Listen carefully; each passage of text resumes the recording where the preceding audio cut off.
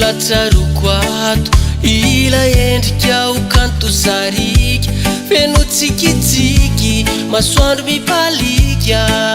ianao nineny tsy foky io indry tô mirandava izany tava tô adino avoko zay nandratra feno amamina tsy ho lany laniny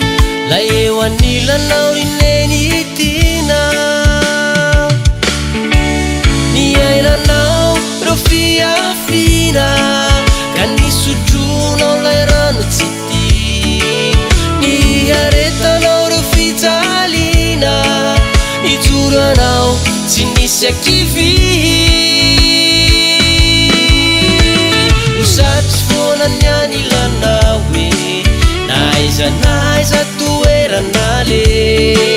rehefa faly na ko malahelo iny aho ineny foana no ambafako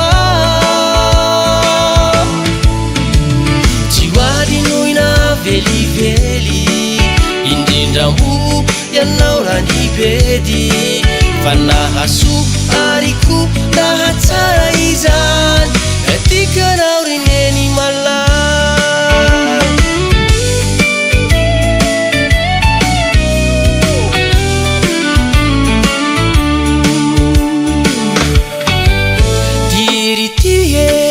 zay ho kalona de ho fankasitrananao ireo zay vita tsy ho voatanisa misotranao aorineny tsy foto fa nahakolo sy nalehibehany ho tsaroina nianatrao be dia be mitetra ho antsaina indrindra ho ampo ilay fitiavanao tsy manamparo